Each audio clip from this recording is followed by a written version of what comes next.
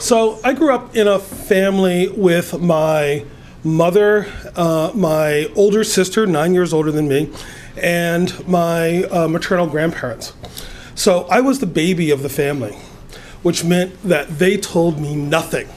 Nothing. If someone went to jail, I was the last to know. If someone had an affair, they did not tell me. They didn't tell me anything unless it directly had something to do with me. But if I screwed up, my mother was on the phone with my aunt. Do you know what Kevin did?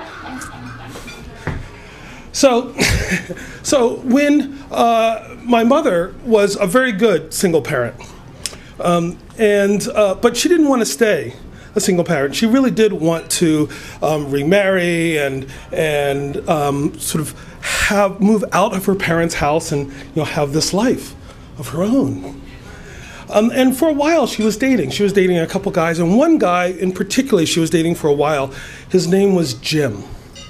And Jim was in the Army Reserves. Now, this was the late 60s, and the Vietnam War was raging, and I was 10 years old. So I had G.I. Joes up to my waist.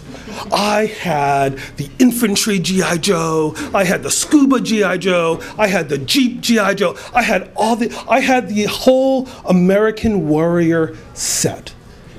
And Jim was the closest real person I knew to G.I. Joe.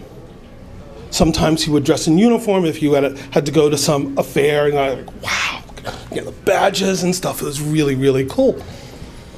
So my mother and Jim were seeing each other for a while, and it looked like it was getting serious, and it looked like they were going to get married, and we were going to move in together. Now, Jim bought a house in a really nice section of Philadelphia where we lived. We lived in kind of a crappy section of Philadelphia, but the nice section, we can move into the nice part of town. This house that he bought was kind of a fixer-upper. So for weeks, Jim and my mother would go, on weekends, go there and tear down wallpaper and paint and sand floors and all the things that you have to do to prepare a house for a family to move in. So a lot of weekends she would go, and some weekends they would bring me, and some weekends we wouldn't go at all. That my mother had other work to do around our house, and Jim would be there alone.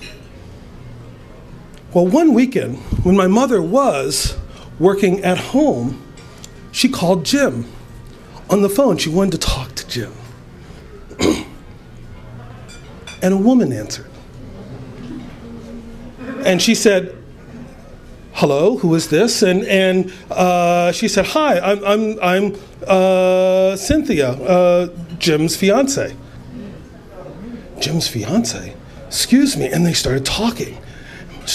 Now, my mother can be a calm person on the outside, but she's seething on the inside. And they start talking, and they make arrangements to talk after work. Now, I knew none of this was going on. I didn't hear about this until 35 years after the fact, when my big sister told me about it not so long ago. And she said, Kevin, this is what happened. So after work, they made an agreement to meet and talk it out, like at a coffee shop. They talked it out. And the next day, my mother took the day off from work, and she went to the garden store. And at the garden store, she bought what you would get at a garden store, about 50 pounds of fertilizer, manure. And she drives up to the nice part of town and lets herself into the house. And she slowly, meticulously grabs all 50 pounds of fertilizer and spreads it over every wall that she repapered and every piece that she painted, every floor that she sanded. She filled this house with fertilizer while Jim was away at work. Because, damn it, she was not going to fix up a house for another woman to live in.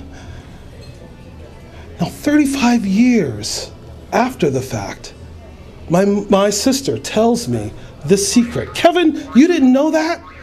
No, but it makes perfect sense. My mother was the real American warrior. Thank you.